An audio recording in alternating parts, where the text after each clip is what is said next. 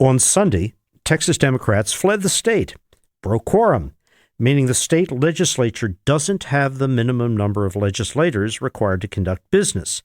In this case, a vote on Governor Greg Abbott's special session agenda. Now, Governor Abbott called the special session in June to address the state's booming unregulated hemp industry, which we talked about on the latest episode of our Texas Briefing podcast. But two other issues were later added to the agenda: flood preparedness after the deadly flooding in the Hill Country, and congressional redistricting. President Donald Trump urged Texas Republicans last month to revise the state's congressional district maps in an effort to pick up as many as 5 seats in the 2026 midterm elections. Now, the midterms are a historically difficult election for the party in power in the White House. That's true next year, as it has been true in the past. With Texas Democrats gone from the state as a tactic to disable the holding of a legislative session on the redistricting issue, Abbott doesn't have what he needs in terms of a legislative quorum to redraw the maps. If state Republicans and the president are ultimately successful, however, it's a move that wouldn't just have implications for Texas, but for the rest of the country. And indeed, we are seeing both on the Democrat side as well as in Republican-dominated legislatures further attempts at, let's call it for what it is, gerrymandering of districts. Here to discuss all of these implications is Mark Jones, a fellow in political science at the Baker Institute. His work is focused on the effect of electoral laws on governance, representation, and voting. I'm David Satterfield, director of Rice University's Baker Institute for Public Policy in Houston, Texas. And this is Baker Briefing.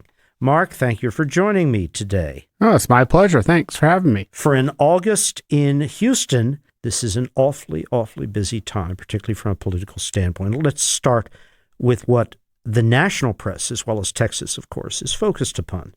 And to remind our listeners, we're recording this on August 5. Many Democrats, enough to deny a quorum to Governor Abbott for redistricting legislation, have physically left the state.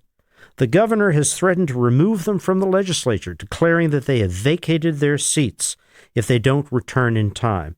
So let's start with this. From a legal standpoint, Mark, can he do that? Can he declare they forfeited their seats? No, the governor has no constitutional power to declare that these representatives have vacated their offices.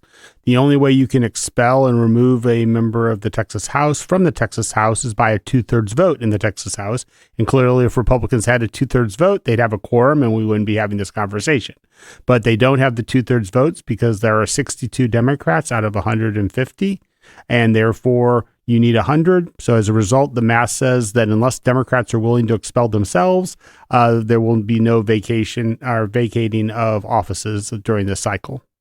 Now, Mark, under Texas law, there is a legal ability to compel physical attendance by legislatures in the legislative houses for purposes of a quorum, correct? That's correct. So, and those warrants have been issued for a civil arrest or civil detention, and that empowers the Department of Public Safety, DPS, Texas Rangers.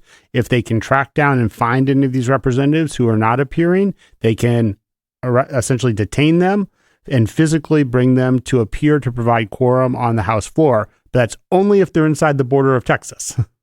There is no extraterritorial jurisdiction for the state of Texas with respect to seizing and bringing back these legislators. Right. There's no legal mechanism, say, for an extradition request to Illinois or New York, or even to get the federal government involved. I guess Texas could make up its own version of rendition, but hopefully that's not going to happen.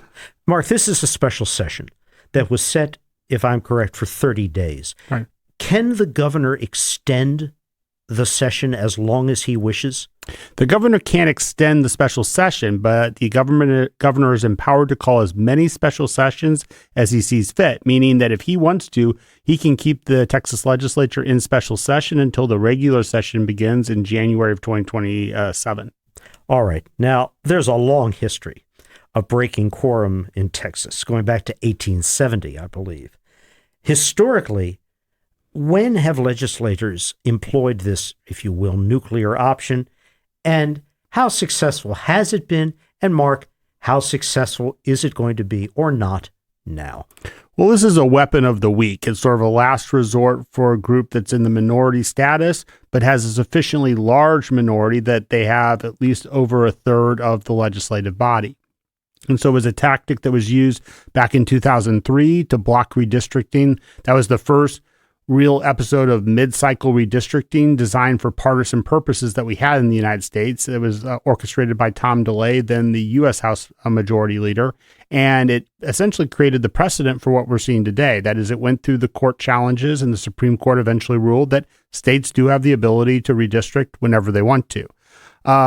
It's a delaying tactic. And effectively what it does, it allows Texas House Democrats to delay the treatment of this legislation. It shines a national spotlight on the legislation, but it will eventually be unsuccessful in blocking the legislation because the governor will simply call them back for a second special session, and odds are they will appear there, they will protest, they will vote against, but the bill will pass the House, pass the Senate, go to the governor, and these districts will be in force for the 2026 elections.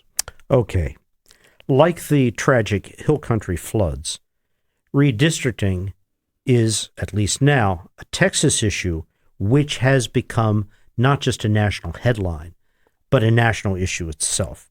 Texas Democrats are coordinating with Democratic leaders in other states to pull this off.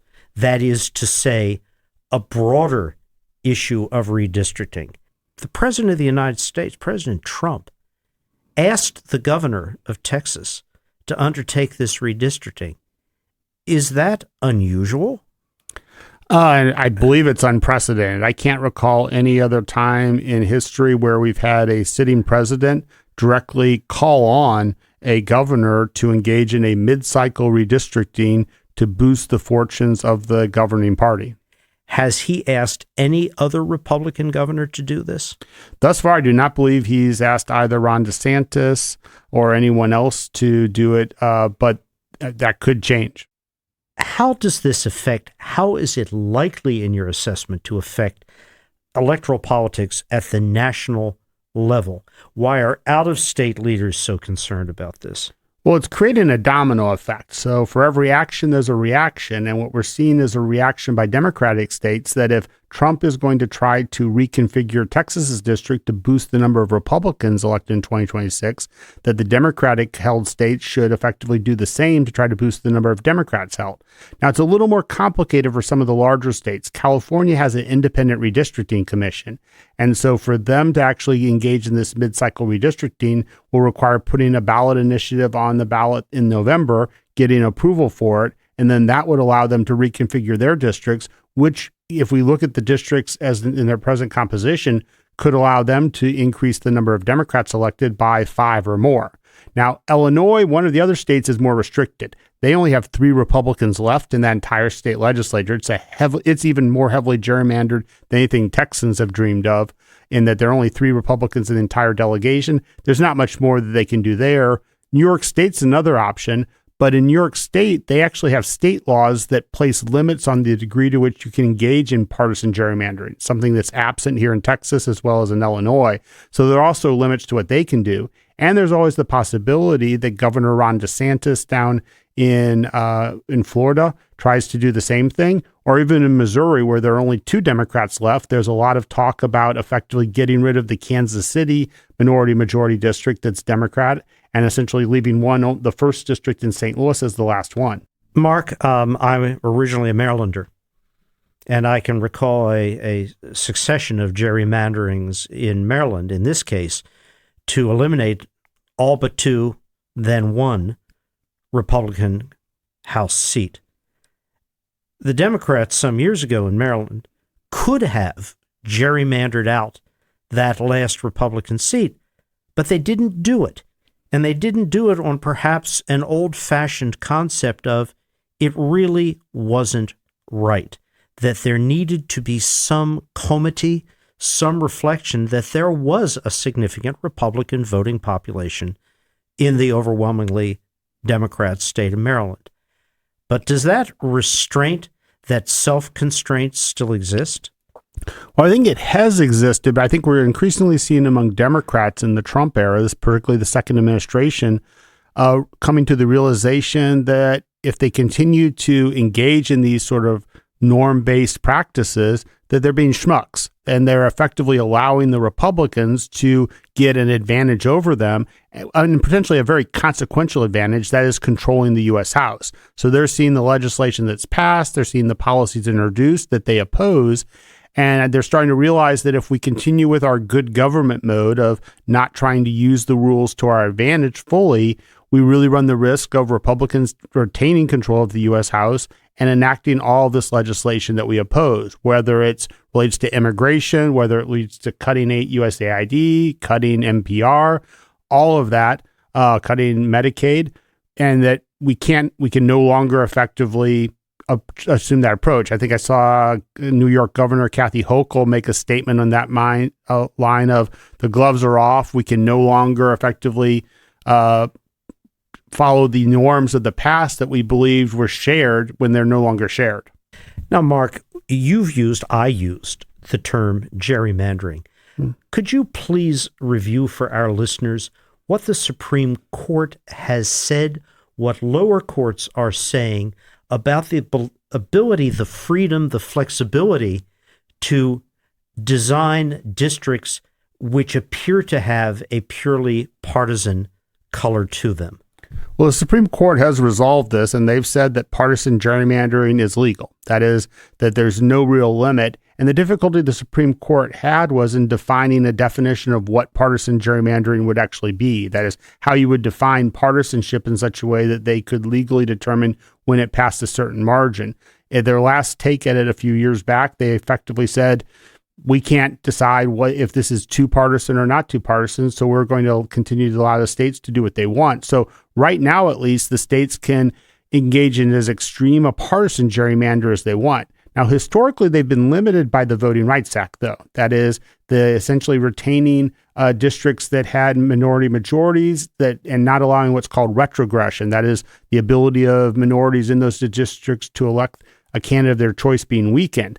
However, in recent years, there's also been effectively a narrowing or winnowing away of the Voting Rights Act's constraints on partisan gerrymandering. And we saw that with the recent effort by Texas Republicans that effectively did away with what are called coalition districts, districts where they don't have a majority of African Americans or of Latinos, but combined African Americans, Latinos are able to elect a candidate of their choice. A good example of that would be District 9, or at least historically the current District 9 here in Houston, represented by Congressman Al Green, that didn't have an African American majority, but with the large African American population and large Latino population would be guaranteed to elect either an African American or Latino chosen by those voters. That district was completely eliminated in the redistricting process. So let's raise the lens here, or pull back the lens to a national level. Let's assume, Mark, whatever the Democrats can do in states where they dominate the legislature, whatever Republicans can do in their states, they go at this full bore. It's Katie bar the door now. What impact does this have in your analysis on the outcome of the 2026 House elections? Well, it'll all depend on a combination of the ability of these different states to engage in these partisan gerrymanders. And so effectively the ability of California to match what Texas is doing, and then a state like Missouri and Florida to match what California is doing. So it could be at the end of the day, we hit something close to a draw where we increase the number of Republicans and increase the number of Democrats. But keep in mind that even here in Texas, Donald Trump's strategy is prefaced on the idea that he's going to have a good midterm. That is, that it's not going to be a bad election year for Republicans. It's going to be a good election year. Just because it is a midterm, even in a good election year, that may be not enough to keep his majority, given that it's a wafer-thin margin right now. But I think more realistically, I think it'll probably be a mediocre to okay election for the president, and potentially a little worse, meaning that all of this could be for naught. That is, this entire strategy, everything we're doing is effectively based off a scenario where the president's still pretty popular, the economy is doing well, and Republicans have essentially defy normal midterm evolution and only lose a few seats as opposed to a large number of seats. And that's where this boost provided by a few more seats in Texas or a few more seats in Florida might be the difference between victory and defeat. The most likely scenario, though, is that it's not a good year for the president or for Republicans, and that all of this effectively doesn't have any impact on the majority, and that we end up having a Democratic majority with Hakeem Jeffries as Speaker. And that's what Trump cares about most, is effectively that maybe 1 in 10, 1 in 5 scenario where things are going well for Republicans. If they don't go well, then none of this matters. He's lost his majority, and it doesn't really matter if it's a majority, if Hakeem Jeffries has a majority of with a 5-seat margin or a 10-seat margin or a 15-seat margin, it's a majority. Mark, if we're dealing with the current congressional maps, no changes anywhere. Usually it's said there are only 20 seats that are genuinely in play. Is that accurate? Under the current system, 20 to 30. I mean, it depends on the worst things. The more normal an election year, the narrower the numbers, because the current system's designed where they're about 20 seats, 20, 25 would be considered competitive. Now, if we start to tilt into one direction or the other, then seats that are normally safe can become more vulnerable, in which case the number can rise a little bit. But generally, a good sort of rule of thumb is that fewer than 1 in 10 of the U.S. House seats up in any given election are actually competitive, where there's any real doubt about which party is going to win, say even a year out. Mark, let's go back to those very distant days of the 1960s, the early 1970s. What did the map look like then? The popular sense is the extreme and wholly bipartisan gerrymandering for safe seats wasn't the way it has become now. It was a different political world. Is that an accurate view of life 50, 60 years ago? Oh, yeah, and even as recently as the 80s and 90s, when we weren't as polarized, there was a lot more we had a lot more districts where a Democrat won, even though a Republican president won in that district. So it was very common as late as the 80s and even in the early 90s to find districts where a Republican would win by 10 to 15 points, but a Democrat would win by 10 to 15 points. And that because voters were less partisan in their voting behavior. They still were partisan oriented, but it was quite possible for Democrats to win in red districts and Republicans to win in blue districts. Today, that is less and less possible. And that's where we get to these maps where we effectively know that if a Democrat is facing a district that is, where it's slightly pink, they're going to have a really tough time winning. Whereas in the old days, say the 60s, 70s, 80s, that was no problem at all for an incumbent. Now, there still is an incumbent. There still is a small portion of the population that is willing to buck these polarization and partisan voting trends, but it's smaller and smaller, meaning that it's much easier for map makers with this gerrymandering to predict how people are going to vote, because people increasingly vote either Republican or Democrat, and that's, if not straight ticket, it's virtually straight ticket. And Mark, technology, the science of analysis of micro detailing precincts has gone forward by leaps and bounds. And that's part of this as well, isn't it? Oh, yes. I was involved in the 1980 redistricting in Missouri when we were still using paper maps and with essentially legal pads and adding things up by hand. Today, you can put all this information into a computer and it will devise all optimal districts for you. And we also know a lot more about the voters. Back then, we were just using voting data and census data. Now they have, for essentially for most voters, you have a voter file or voter list that allows the people making the maps to accurately predict your partisan voting behavior with an accuracy of somewhere between 0.8 and 0.9. So essentially, I can, with the data I have from the voter file or the augmented voter file, I can accurately predict how 80 or 90% of the Texas population is going to vote in a given election from a partisan basis. And I also can predict the frequency with they're going to vote, how likely they are to vote. So it's very easy with these models to devise districts with a pretty high degree of accuracy, especially when you're drawing the maps. Now, generally and historically, these maps tend to be less and less effective for the party that drew them as the decade passes, because the partisan characteristics or partisan context and the demographics of the district change over that decade. But if this precedent that Texas is setting essentially gets anchored in, we could see more and more legislatures across the country engaging in multiple mid-cycle redistricting, trying to squeeze out every little bit of benefit from any change in demographics or change in the partisanship of the population. And Mark, all of this, all that you have just spoken of, contributes to what has been for the last 30 years an ongoing social phenomenon with a political dimension in the United States, what has been described as the big sort.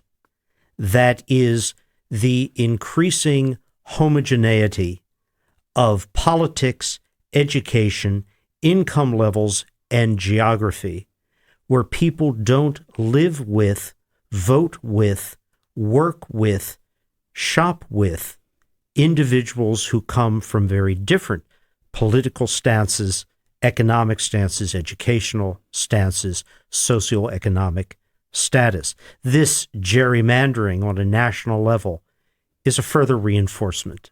Right. It takes the natural trends that are occurring and exacerbates them by making, essentially for the majority party, ensuring that those different groups either are wholly together or which is called sort of, or essentially you crack the other groups so that small slivers of them are oriented with those groups. But effectively, the district and its representative are solely focused on one population. So in most of, for instance, of the current 38 Texas U.S. House districts, only one of them is a district where the representative really has to worry about November voters.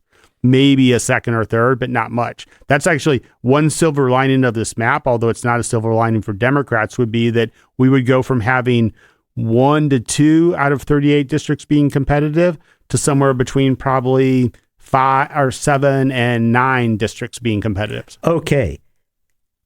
Is there a backfire potential to what's going on now in Texas? That is the creation of swing districts as opposed to safe districts for Republicans? Well, yeah, Republicans are taking a risk because they're drawing this map on the basis that the voting public is going to be behaving very similar to how it behaved in 2024. So an optimistic scenario. We have a pessimistic, and under that optimistic scenario, 3 of the districts look pretty good for them. They're the 3 new districts, 32 up in Dallas, 9 here in Houston, and 35 down in San Antonio. All those districts are designed that if we have an election like 2024, there won't be a Democratic incumbent and the Republican will win. The 2 other districts that are more at risk for Democrats are Henry Cuellar's District 28, that runs from Laredo up to San Antonio, and Vicente Gonzalez's 34, that runs from Brownsville up to just south of Corpus Christi. Those districts are ones that, even if it's a good election for Republicans, it's going to be tough to oust those incumbents. But that if they have a great election or even a very good election and have good good Republican candidates running against Cuellar and Gonzalez, they could potentially win. That's the optimistic scenario, 5 seats.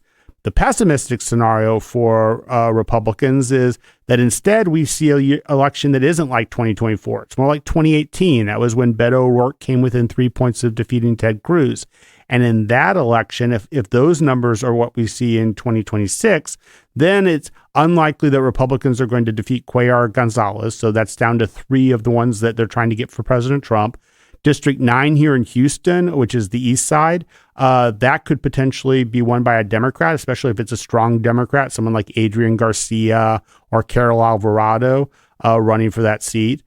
District 35, south of San Antonio to the southeast, that could be won by a Democrat if there's a strong Democrat. District 32, probably not. That runs from the northern edge of Dallas through Rockwall, all the way close to the East Texas-Louisiana border. So that could be, if you're a Republican, then you say, okay, we have 1 that's for sure and 2 possibles in a bad election year. But at the same time, they've effectively spread themselves pretty thin. So they've made Monica de la Cruz, whose district, that's 15, that runs from the Rio Grande Valley up to San Antonio, she probably would lose. And Tony Gonzalez, who's in District 23, that runs from San Antonio down to Eagle Pass out to the lower El Paso Valley, he could lose as well. So they could see two of their incumbents lose and only pick up 1 or 2 seats. So it's sort of a bad scenario, the worst case scenario for Republicans, they're looking at a net gain of 0, 1, or -1. Given that, Mark, allegations which some of the Democrat legislators who have fled have said, quote, the president is trying to rig the midterm elections. That's strong language, evocative language, rig the elections. Doesn't sound like that's what this is. No, it's just what you have are Texas Republicans and the president using all of the powers they have, legal powers, to redraw the maps to their partisan advantage. Now, it's a violation of a norm. Generally, the norm is in the United States, we draw the maps once at the start of the decade, and absent a court order, we don't redraw the maps until the next decennial census occurs in the legislative session following that. But legally, they are allowed to do it. They can conceivably redistrict every legislative session from now until the end of the decade. And they can call special sessions whenever they want. Right. The governor, if the governor wants to, and that's the power the governor has, that sort of loops back and is one of the reasons why the Democratic effort is eventually going to be futile, because the governor can keep calling them back. And these, we have to keep in mind also the Texas legislature is an amateur legislature. Their salaries are $7,200 a year, meaning all of them have other jobs, or virtually all of them. So they have obligations that maybe they can take a week or two off from, but they can't take a month or 2 months. So, Mark, what we're talking about here, the absenting from the state of enough legislators to deny a quorum, isn't going to be what we're talking about 6 weeks from now or 8 weeks from now. Probably not even 3 weeks from now. Maybe 2 more weeks until the end of this first special session. But keep in mind, there are 62 of them. 6 of them didn't go. So there are only 56 went. And if 6 of those who went decide it's time to come home, then Republicans have the quorum they need. And I think they all know that what they're doing is essentially creating publicity. It's signaling their intense opposition, both from a partisan as well as a Voting Rights Act perspective, to the legislation. They'll delay it, but they're not going to block it. It'll pass during the second special session. Mark, a question that's contextual to what we've been talking about. Why does a state as large, as wealthy as Texas, with as many complex issues as Texas faces, have an amateur every 2-year legislature? Well, it goes back to Reconstruction. The 1876 Constitution was drawn up as a reaction to what essentially primarily Democrats then, or the Texans vis-a-vis the federal authorities, viewed as overreach by the then Republican governor, who was tied to the federal government. That overreach was due to a concentration of power in Austin. So they designed the Constitution of 1876, to diffuse power. That's why we have an elected governor, attorney general, lieutenant governor, controller. But it's also why our legislature only meets every other year for 140 days in regular session. The difficulty is the only way that you could effectively change that is by a constitutional amendment, or probably a constitutional convention, which would require going to voters and saying, we want to create a professional legislature where legislators are going to be making $150,000 or $200,000 a year like they do in New York or California. That's going to be a pretty tough sell for most voters. And most of these representatives don't want to push it either, because they're able to make this work in a variety of ways. And that would just create more competition for them. And one of the side benefits of our current amateur type style legislature is we have very loose ethics laws about what these legislators can do when they are not serving as a legislator. They can pretty much earn their salary any way they see fit. And a non-trivial proportion of our members of our legislature make their money doing things that are somewhat adjacent to the policy process of the legislative process, that if you enacted tighter ethics legislation, which would be the case if we had a professional legislature where their belief was this is your full-time job, you're limited in what you can do outside of it, they would lose that lucrative source of income. Mark, such an extraordinary and unusual concept, conflict of interest. We'll need to deconstruct that in a future discussion. So, Mark, when by law, if they're going to be redrawn districts, when does that have to happen? Well, at least under the current legislation, we would need to have that by mid-November when the filing opens up for the 2026 elections. That said, if the Republican lawmakers that control the House and Senate needed to move those dates a little bit, they could do so via passing legislation during a special session. And I think Democrats don't want to force the issue too much, because if they do delay it too much, then that would require the primaries be moved from March to, say, May, and then the runoffs moved to July, something that I don't think since the Democrats would have to participate in those primaries, they don't particularly want to see done. And they all remember that the last time that they forced a delay in the primaries, that resulted in, instead of having David Dewhurst as their U.S. Senator, they got Ted Cruz. And I think for most Democrats, if they could choose between Ted Cruz and David Dewhurst, they would go with David Dewhurst. Final question, crystal ball. It is May, June of next year. Nationally, how much redistricting do you expect will have actually taken place? I suspect relatively little, simply because a lot of states will look at their maps and see, can we do something that's realistically going to provide us with that extra boost? And they'll determine there's really no way for us to squeeze out another Republican seat or another Democratic seat without putting ourselves at extreme risk. And that's, that like Republicans are. So there may, California is probably the most likely, just because it's the largest state. It has the Democratic majority. And if you look at their maps that were drawn by the Independent Redistricting Commission, it would be relatively easy to turn about 5 Republican-held seats, maybe even more, into Democratic-held seats. On the other hand, it's hard for me to see how Missouri squeezes out either Kansas City or St. Louis. Yeah, that's the hard part. Unless you're willing to completely get rid of the minority-majority district in Kansas City, the only option would be essentially to send a little sliver along Interstate 40 from the Kansas City suburbs to inner city St. Louis, which even the worst gerrymander would not look that bad, with this essentially a little line going down the median of the interstate on, I guess, 64, they call it now. It used to be 40. Great. Mark, we're going to continue this discussion. It is a significant one for Texas, of course, but also for the nation. Thank you very much for your assessments here. Baker Briefing is brought to you by the Baker Institute for Public Policy, which provides meaningful, nonpartisan policy analysis on the most critical challenges facing the United States, Texas, and the world. This episode was produced by Karina Zemmel.